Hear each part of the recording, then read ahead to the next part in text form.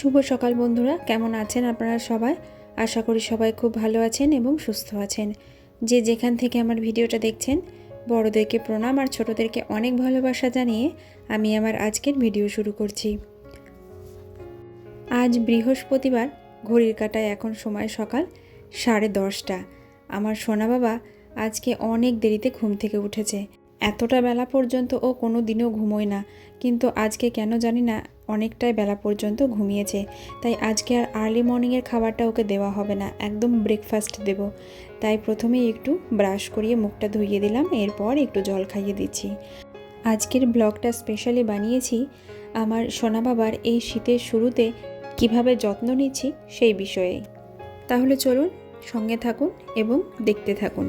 যদি ভালো লাগে তাহলে অবশ্যই আমার চ্যানেলটি সাবস্ক্রাইব করে পাশে থাকা অল বেল বাটনটা প্রেস করে দেবেন আর একটা কমেন্টের মাধ্যমে জানাবেন যে এই ভিডিওটা কেমন লাগলো। এই শীতের শুরু আর শীতের শেষ, এই সময়টা ভীষণই খারাপ। বাচ্চা থেকে বড় সবারই এই সময়ে শরীর খারাপের সম্ভাবনা আরও বেড়ে যায়। তাই এই সময় বাচ্চাদের একটু বিশেষ যত্ন নিতে হয়। যেমন ধরুন, সকালবেলায় ঘুম থেকে উঠেই একটু গরম জল খাওয়ানো। আগে আমি শ্রেহানকে নর্মাল রুম টেম্পারেচারের জলই খাইয়ে দিতাম, কিন্তু এখন সামান্য একটু কুসুম গরম জল খাওয়াই। এরপর দেখুন এখন বাজে 11:30, আর 11:30 বাজার সঙ্গে সঙ্গে এই ঘরে জানলা দিয়ে রৌদ্র ঢোকে। আর এই সময়তেই আমি আমার সোনা বাবার বালিশ, কাঁথা এগুলো একটু রৌদ্রে দিয়ে দিই।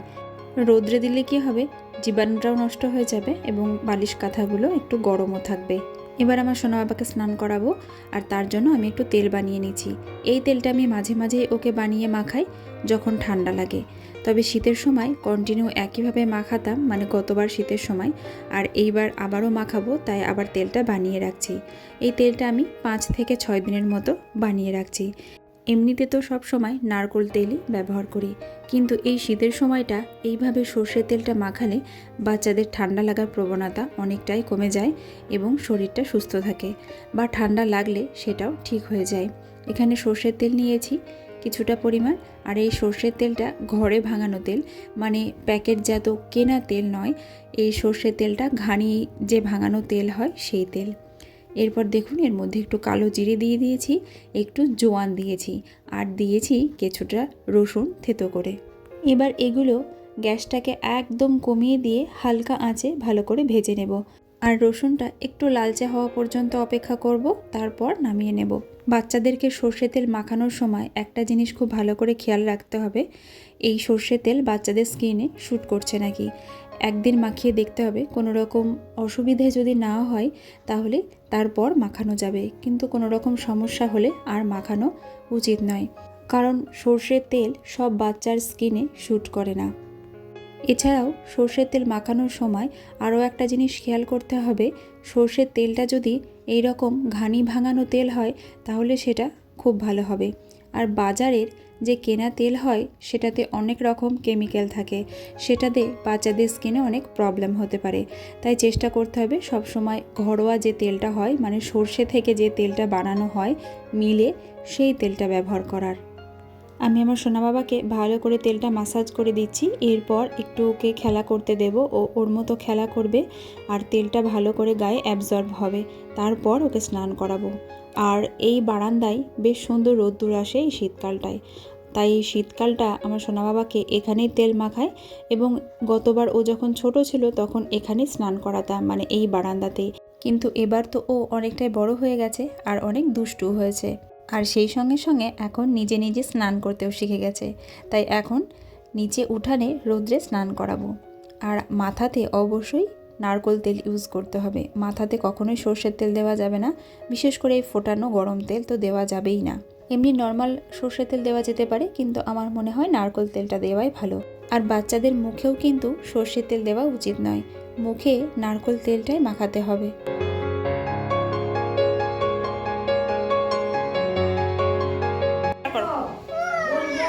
খেলা করো,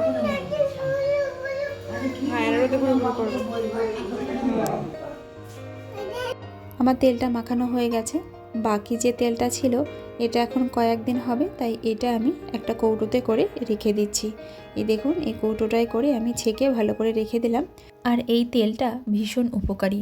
বাচ্চাদের ঠান্ডা লাগলে, কাশি হলে এই তেলটা বুকে একটু ম্যাসাজ করে দিলে বা বুকে ঠান্ডা জমলে এই তেলটা ম্যাসাজ করে দিলে বাচ্চারা অনেক রিলিফ পায় এবং ঠান্ডা লাগাটাও অনেক কমে যায়। এই যে দেখুন, আমার সোনা বাবা একা একা স্নান করতে শিখে গেছে। আমি প্রথমে ভালো করে স্নান করিয়ে দিয়েছি, এরপর ওকে ছেড়ে দিয়েছি, ও ওর মতো স্নান করছে। স্নানের সময় আরও একটা জিনিস ভালো করে খেয়াল রাখতে হবে, বাচ্চাদের স্নানের জলটা যেন হালকা গরম থাকে। একদম ঠান্ডা জলে এখন কোনো মতেই স্নান করানো যাবে না, তাহলেই ঠান্ডা লেগে যাবে।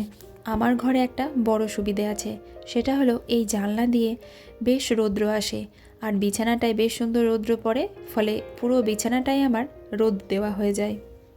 এই সময় আরও একটা জিনিস খেয়াল রাখতে হবে, ঘরে যেন সব সময় এই মেডিসিনগুলো স্টকে থাকে। যেমন ধরুন নেজাল ড্রপ, প্যারাসিটামল, আর সেই সঙ্গে একটা কফ সিরাপ, আর তার সঙ্গে তো থার্মোমিটার, এটা তো রাখতেই হবে। কারণ কখন যে হুট করে ঠান্ডা লেগে যায় আর জ্বর চলে আসে সেটা তো বলাই যাবে না।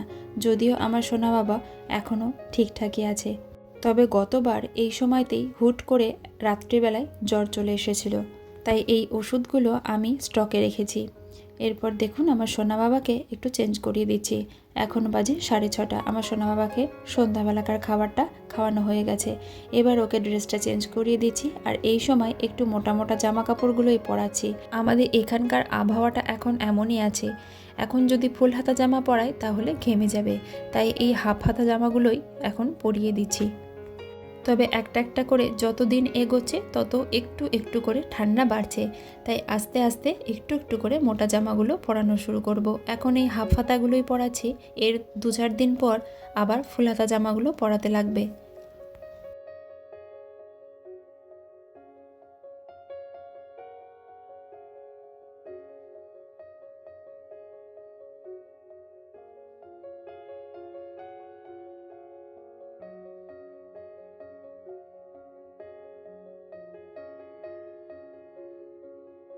কি এর মধ্যে কি নিয়েছো?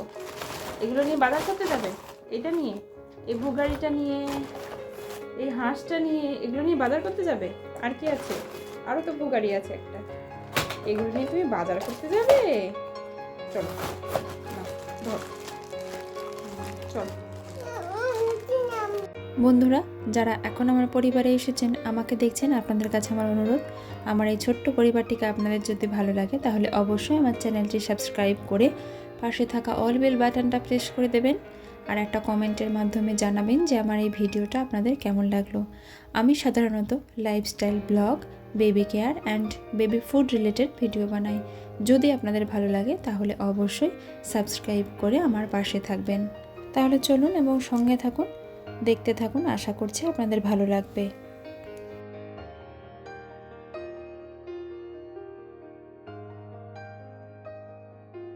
এখন বাজে সন্ধ্যা 7:30। চলে এসেছি নিচে। এবার রাত্রে খাবার দাবার বানাবো, আর আমার সোনা বাবার জন্য আমি জলটা প্রথমে গরমে বসিয়ে দিয়েছি। তারপর এই জলটা আমি ফ্লাক্সে করে রেখে দেব। এই জলটাই আমি সারাদিন আমার সোনা বাবাকে খাওয়াবো।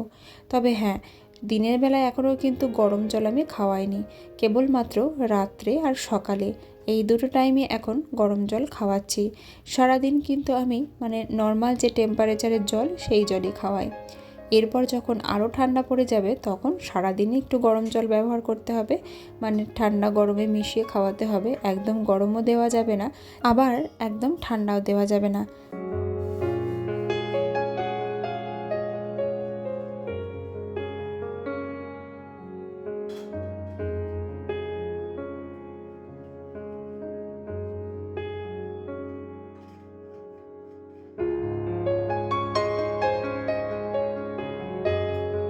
আমি এখন থেকেই চেষ্টা করছি আমার সোনা বাবাকে একটু একটু করে ঘরে সব সময় জুতো পরে হাঁটাহাঁটি করার। এই দেখুন, এই যে জুতোটা ছিল এই জুতোটা পায়ে পরিয়ে দিয়েছি, এটা গতবারের জুতো।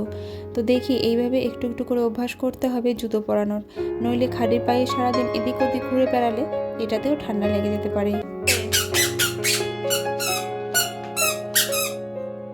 চলে এসো, চলে এসো, চলে এসো, এসো এসো এসো এসো এসো।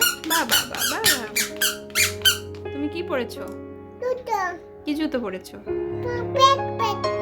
কে পরিয়ে দিল তোমাকে? মামা পরিয়ে দিল। তোমার পছন্দ হয়েছে জুতোটা?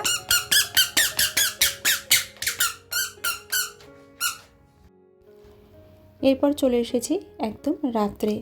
আর আমার সোনা বাবার জন্য আমি একটা আলাদা করে কাঁথা পেরে নিই আমাদের এই বেড কভারের ওপরেই। আর এইরকম একটা কাঁথা প্রত্যেক দিনই রোদে দিয়ে রাখি আমার সোনা বাবাকে শোয়ানোর জন্য। এরপর ভালো করে একটা টিস্যু দিয়ে আমার সোনা বাবার হাত পা মুখ সমস্ত কিছু মুছিয়ে দিই। এখন তো রাত্রিবেলায় হাত পা ভালো করে ধোয়ানো যাবে না, তাই ভালো করে টিস্যু দিয়ে মুছিয়ে দিচ্ছি। আর খালি পায়ে পায়ে সবসময় হাঁটাহাঁটি করে, তাই পায়ে অনেকটা নোংরা লেগে থাকে, তাই সেই নোংরাগুলো টিস্যু দিয়ে ভালো করে পরিষ্কার করিয়ে দিই। সোনা, খুব ঘুম পেয়েছে? তাহলে এবার ঘুম করতে হবে তো না?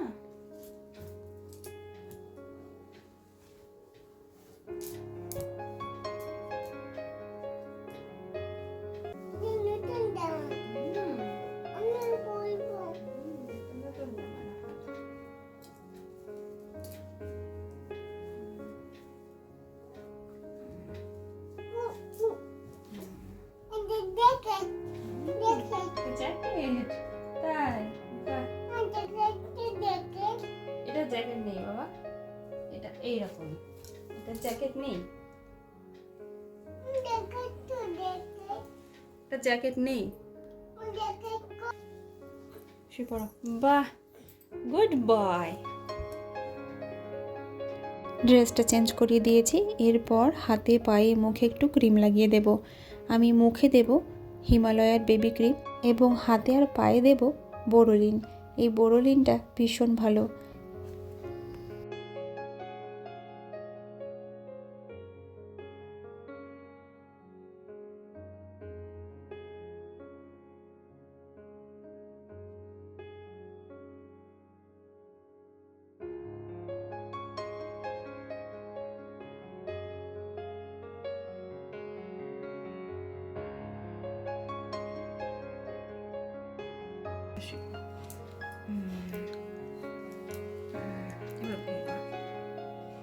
চোখ বন্ধ করো। আমি শোবো? হ্যাঁ, শোবো তো। আই ঘুম যাই ঘুম, বর্গি এলো দেশে। এটা আমি খাইতে হাতে বলো, মাম্মা আমি তোমাকে খুব ভালোবাসি। বলো বলো, আমাকে ভালোবাসো না? বাসো না? মা আমার সোনা, একটু বলো। আমাকে খুব ভালোবাসো? কতটা ভালোবাসো? দুটো ভালোবাসো? বলি বাবা, জিপকে বার করে। আচ্ছা ঠিক আছে, এবার ঘুমো করতে হবে। এবার ঘুমো করতে হবে। আমার বাবা আমাকে খুব ভালোবাসে, আমার সোনা চাঁদ। এবার শুয়ে পড়ো। এই ব্যাস। আমার সোনা বাবা ঘুমিয়ে পড়েছে আর মশারিটা অবশ্যই টাঙাতে হবে। এখন ঠান্ডা জ্বর সর্দি লাগার সঙ্গে সঙ্গে ডেঙ্গুটাও প্রচণ্ড পরিমাণে মাথাচাড়া দিয়ে উঠেছে, তাই এই সময় ভীষণভাবে সচেতন থাকতে হবে যাতে কোনো মতেই মশা কামড়াতে না পারে। তাই আমি আমার সোনা বাবাকে দুপুরবেলাতেই হোক বা রাত্রেবেলায় শোয়ার সঙ্গে সঙ্গেই মশারিটা টাঙিয়ে দিই।